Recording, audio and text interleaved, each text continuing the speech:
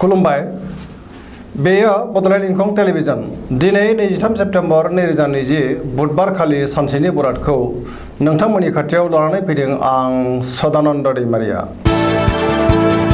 सिगां फरायफिन लादों मेष राशि। दिनैनि साना जोबोर मोजां। मावनो लानाय खामानिखौ मावफुंनो हानानै गोसोखौ जोबोर गोजोननाय मोनगोन। देहाया मोजाङै थागोन। अब्लाबो जानाय लोंनायाव सांग्रां जानाया गाहाम। बहानिफ्रायबा मोजां खौरां फैनो हागौ। रांखावरियाव जोबोर मोजां। बेफार फालांगियावबो मोजां मुलाम्फा मोननो हागोन। न'खराव अनलायनाय फैगोन। बहाबा थांनांगौब्ला दिनै जोबोर मोजां होनजायो। गुबुननि गोसोखौ गोरलैयैनो बोनो हागोन। समाजाव गोबां मान मोनगोन।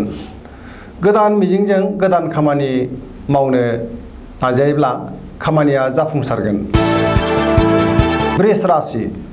दिनैनि साना बारा मोजां नङा। गोसोखौ जोबोर गुलुं गुजुं मोनगोन। मावनो लानाय खामानिखौ मावफुंनो हानाय नङा। गोसोखौ लोरबां मोनगोन।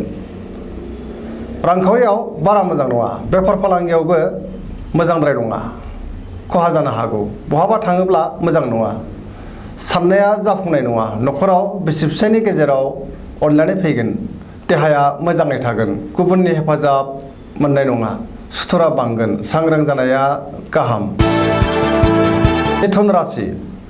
दिनैनि साना मोजां आरो गाज्रिनि गेजेरजों बाबेनलांगोन। गोसोखौ गुलुं गुजुं मोनगोन। गोब्राब खामानियाव मुखुब थानांगोन। देहाखौ मेंनाय मोनगोन। जानाय लोंनायाव सांग्रां जानाया गाहाम। रांखावरियाव मोजांद्राय नङा। बेफार फालांगियाव मोजां मुलाम्फा मोनगोन। न'खराव एना एनि फैनो हागौ। गोसोनि बोलोआ लोरबां जागोन। मावनो लानाय खामानिखौ मावफुंनो हानाय नङा। गोब्राबै मावनांगोन। गोसोनि मिजिंफोरा मोगथाङाव जाफुंनाय नङा। कर्कट राशि। दिनैनि साना बारा मोजां नङा। गोसोखौ गुलुं गुजुं मोनगोन। गावखौल' साननो रोंगोन। गुबुनखौ मान होनो रोंनाय नङा। सुथुरा बांगोन। रांखावरियाव मोजां होनजायो। बेफार फालांगियावबो मोजां। देहाया मोजाङै थागोन। बिमा एबा बिफानि देहाया बारा मोजां थानाय नङा। हरखाबै बहाबा दुखु मोननो हागौ। गुबुननि हेफाजाब मोनगोन। न'खराव अनलायनाय फैगोन। सेंग्रा सिख्लाफ्रा जोबोर रमान्टिक जागोन। फरायसाफ्रा फरायनायाव गोसो दुंगोन। सिंह राशि। दिनैनि साना बारा मोजां नङा। गोसोआव गुलाय गुजाय साननाय फैगोन। मावनो लानाय खामानिखौ मावफुंनो हानाय नङा। सोरबा लोगोआ खहा खालामनो नाजागोन। सांग्रां जानाया गाहाम। समाजाव सुथुर बांगोन। रांखावरियाव मोजांद्राय नङा। धोन खहा जानायनि सम्भाबना दङ। बेफार फालांगियाव मोजांद्राय नङा। गोसोनि साननायखौ गुबुननो दाफोरमाय नङाब्ला गुबुना गोरोन्थि बुजिगोन। न'खराव अनलायनाय फैगोन। देहाया मोजाङै थागोन। अब्लाबो जानाय लोंनायाव सांग्रां जानाया गाहाम। कन्या राशि। दिनैनि साना मोजां आरो गाज्रिनि गेजेरजों बाबेनलांगोन। गोसोखौ गुलाय गुजाय मोनगोन। गुबुननि गोसोखौ बोनो हानाय नङा। बहानिफ्रायबा हरखाबै गाज्रि खौरां फैनो हागौ। सांग्रां जानाया गाहाम। रांखावरियाव जोबोर मोजां। बेफार फालांगियावबो जोबोर मोजां। देहाया मोजाङै थागोन। गोबां मुंदांखा सुबुंजों लोगो मोनलायगोन। न'खराव बिसि फिसायनि गेजेराव अनलायनाय फैगोन। गोबां खामानियाव मुखुब थागोन। बहाबा दावबायहैनो खाबु मोनगोन। सेंग्रा सिख्लाफ्रा मोजां खौरां मोनगोन। तुला राशि। दिनैनि साना जोबोर मोजां। गोसोखौ जोबोर गोजोननाय मोनगोन। गोसोनि बोलोआ बांगोन। गोसोनि साननायफोरा जाफुंगोन। मावनो लानाय खामानिखौ गोरलैयैनो मावफुंनो हानानै बांसिन गोजोनगोन। देहाया मोजाङै थागोन। अब्लाबो जानाय लोंनायाव सांग्रां जानाया गाहाम। रांखावरियाव जोबोर मोजां होनजायो। मोननो गोनां धोनखौ दिनै गोरलैयैनो मोननो हागोन। न'खराव बिसि फिसायनि गेजेराव अनलायनाय फैगोन। समाजाव गोबां मान मोनगोन। बेफार फालांगियाव मोजां मुलाम्फा मोननायनि आसा दङ। आयआ बांगोन। लाइमोनफोरा मोजां खौरां मोनगोन। फरायसाफ्रा दिनै फरायनायाव गोसो दुंगोन।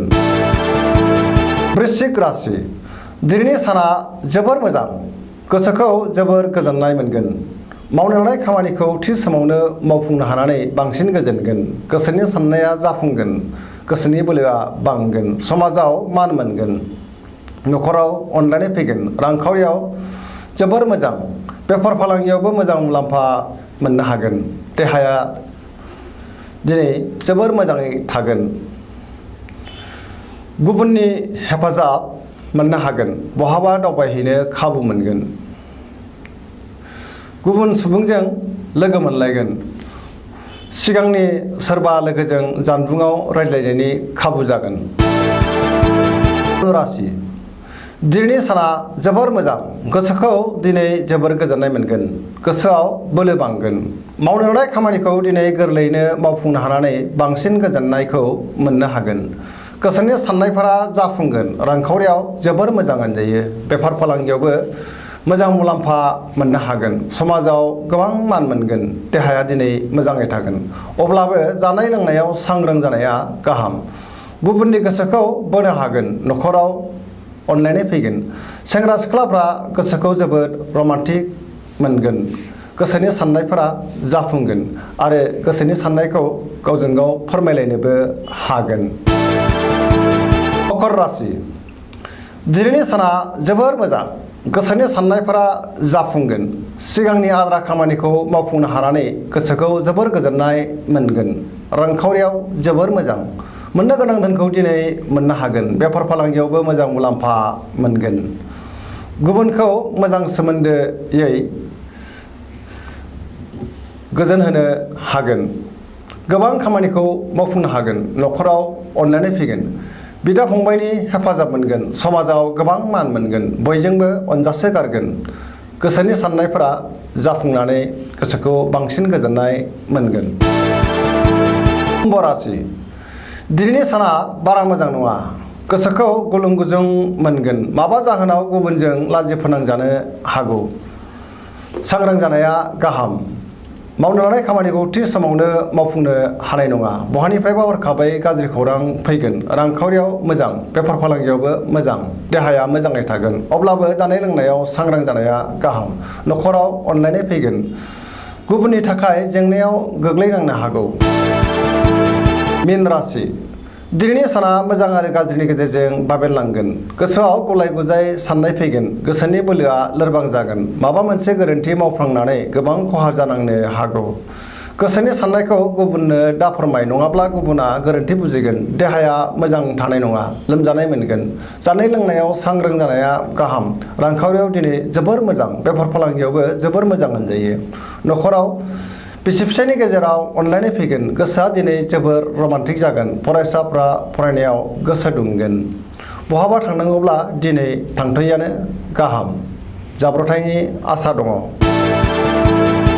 दिनैनि राशि फरायथिनाया एसेनोसै जोबनायाव बेखौनो खावलायो जाहाथे नोंथांमोना सानफ्रामबो जोंनि बे बड'लेण्ड इंखं टेलिभिजनखौ नायबाय थायो आरो साबस्क्राइब खालामो एसेनोसै गोजोन्थों